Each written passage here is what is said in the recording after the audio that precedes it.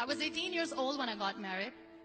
I belonged to a very conservative family, a Baloch family, where good daughters never say no to their parents. My father wanted me to get married, and all I said was, if that makes you happy, I'll say yes. And of course, it was never a happy marriage. Just about after 2 years of getting married, about 9 years ago, I met a car accident. Somehow my husband fell asleep and the car fell in the ditch. He managed to jump out, saved himself. I'm happy for him. But I stayed inside the car and I sustained a lot of injuries. The list is a bit long. Radius ulna of my right arm were fractured. The wrist was fractured. Shoulder bone and collarbone were fractured. My whole rib cage got fractured. But that injury that changed me and my life completely was the spine injury. Many people came to rescue. They gave me CPR. They dragged me out of the car. And while they were dragging me out, I got the complete transection of my spinal cord. Those 2.5 months in the hospital were dreadful. I was at the verge of despair. One day, doctor came to me and he said, well, I heard that you wanted to be an artist, but you ended up being a housewife. I have a bad news for you. You won't be able to paint again. Next day, doctor came to me and said, your spine injury is so bad, you won't be able to walk again. I took a deep breath and I said, it's all right. Next day, doctor came to me and said, because of your spine injury and the fixation that you have in your back, you won't be able to give birth to a child again. That day, I was devastated. I started to question my existence. Why am I even alive?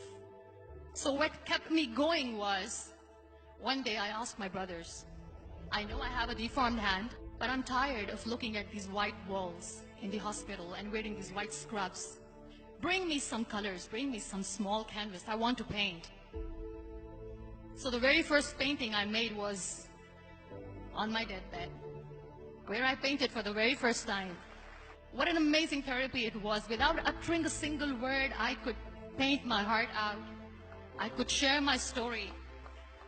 People used to come and say, what lovely painting. So much color. Nobody could see the grief in it.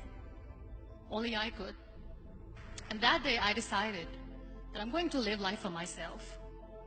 I am not going to be that perfect person for someone. I am just going to take this moment and I will make it perfect for myself. That I'm going to fight my fears. So I wrote down one by one all those fears. And I decided that I'm going to overcome these fears one at a time. You know what was my biggest fear? Divorce. But the day I decided that this is nothing but my fear, I liberated myself by setting him free. And I made myself emotionally so strong that the day I got the news that he is getting married, I sent him a text that I'm so happy for you and I wish you all the best. And he knows that I pray for him today. Number 2 was, I won't be able to be a mother again. And that was quite devastating for me.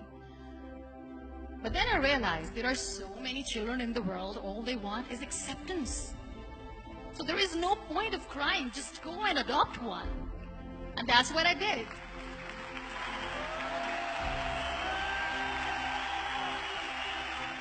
I gave my name in different organizations, different orphanages, and I waited patiently. 2 years later, I got this call from a very small city in Pakistan. I got a call and they said, are you Muneebah Mazari?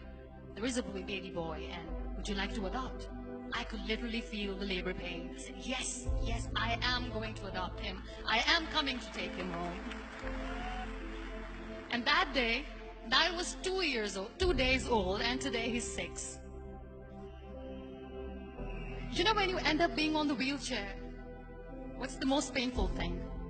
People think that they will not be accepted by the people because we, in the world of perfect people, are imperfects. So I decided to appear more in public. I started to paint. I have done a lot of modeling campaigns. I decided that I'm going to join the national TV of Pakistan as an anchor person. I became the national goodwill ambassador for UN Women Pakistan, and now I speak for the rights of women, children. I was featured in BBC 100 Women for 2015. I'm one of the first 30 under 30 for 2016. So when you accept yourself the way you are, the world recognizes you. It all starts from within. We have this amazing fantasy about life. This is how things should work. This is my plan. It should go as per my plan. If that doesn't happen, we give up. I never wanted to be on the wheelchair. Never thought of being on the wheelchair. This life is a test and a trial, and tests are never supposed to be easy. So when you are expecting ease from life, and life gives you lemons, then you make the lemonade, and then do not blame life for that. It is okay to be scared. It is okay to cry. Everything is okay, but giving up should not be an option.